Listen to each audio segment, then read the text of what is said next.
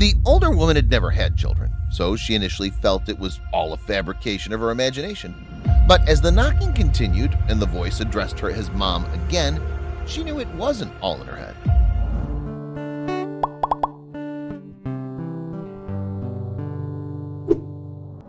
When Julie and Samuel Spencer weren't blessed with their own children, the couple decided they were good enough for each other and immersed themselves in work to cope with their grief of being childless. However, after 56 years of happily married life, Julie regretted not considering adoption when Samuel left for his heavenly abode. Samuel's death made her miserable, and she gradually closed herself off from everything.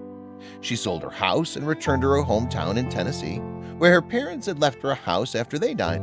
It hadn't seen a single visitor in years since Julie's parents died, and its old design and spooky aspects were enough to scare anyone.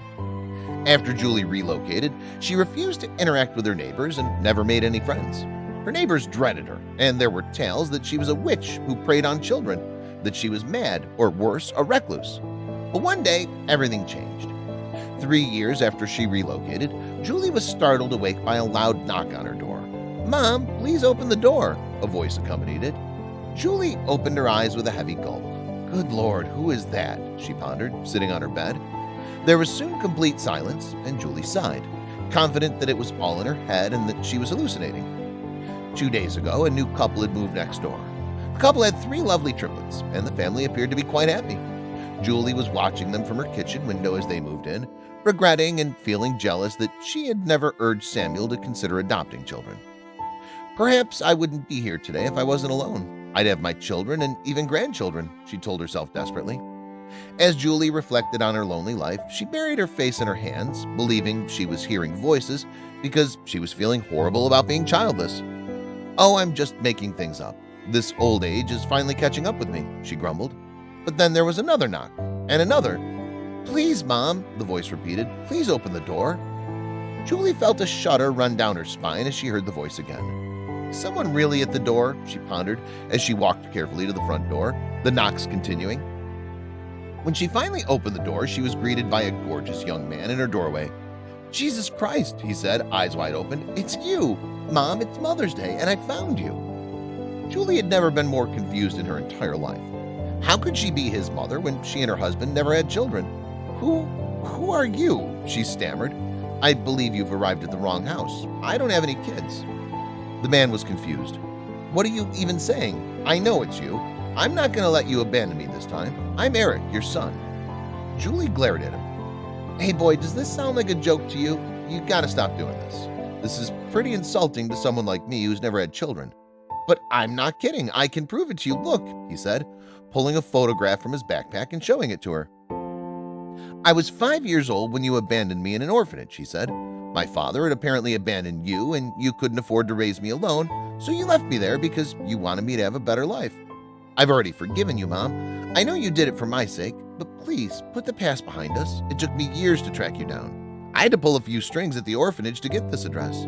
They wouldn't tell me anything, but it turns out you left this address when you left me there. I showed this image to your neighbors when I was coming here, and they said you moved in here 3 years ago." Julie's eyes welled up as she glanced at the photograph, which depicted a younger version of her with a younger Eric at the beach. She wiped her tears and said, "Look, Eric, I see why you think I'm your mother, but I'm not. This woman, you're not my son, Eric." Eric's smile faded and he was taken aback. "What? What exactly do you mean?" "Please come in. There's a lot you need to know." As they settled inside, Julie revealed to Eric that he was actually her long-lost twin sister Rosie's son. She told him that Rosie was 16 when she eloped with her lover. Their parents were opposed to their relationship, so the teenagers just left home and never contacted any of them. "We searched everywhere," Julie explained. "My parents gave up after a while, but I was still determined to find her. My late husband and I kept looking for her for years and—" She hesitated.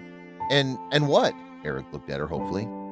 "One morning we received a phone call from my husband Samuel's friend. He was a cop who was assisting us with Rosie's case. He informed us that she had died in a homeless shelter. Your mother passed away." Eric was distraught and couldn't believe his mother had died. "That has to be a lie. Oh God, that's terrible," he moaned, covering his face with his palms. "In a way, Eric," Julie explained, "your mother did the best she could for you. She didn't want you to accompany her on the streets, but I had no idea she had a child. I would have adopted you if she'd told me she had a child. My husband and I, you see, we never had kids. So if you ever need a mother by your side, I'm always here, okay?" She told him to cheer up. Eric sighed. "Well, that's extremely kind of you, Mrs. Oh, I'm sorry, I forgot to ask your name," he said, embarrassed. "What's your name?" Julie grinned. "How about just calling me Mom? But keep in mind that I'm strict and a little high maintenance since I want my son to spend time with me. I don't have a better option for now." Eric smiled slightly. "Well, I guess I don't have a choice either. Thank you for being so thoughtful, Mom. Can I please give you a hug? I really miss my mom." "Oh, of course you can. Come here." Julie's eyes welled up as Eric hugged her. "You can call me Mrs. Spencer if you don't want to call me Mom, Eric. There's no compulsion. I would be equally happy to be your aunt." But Eric refused. "Nah, I think Mom suits you way better," he said. "Let's just keep it that way." From that day on, Julie's life changed for the better.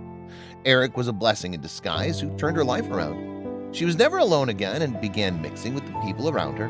Her neighbors eventually learned her story of why she was constantly alone, and they felt terrible for passing judgment on her. Soon, Eric persuaded Julie to move in with him, so she sold her parents' house and relocated. A few years later, Eric married, and Julie became a devoted grandma to a beautiful baby girl they named Rosie.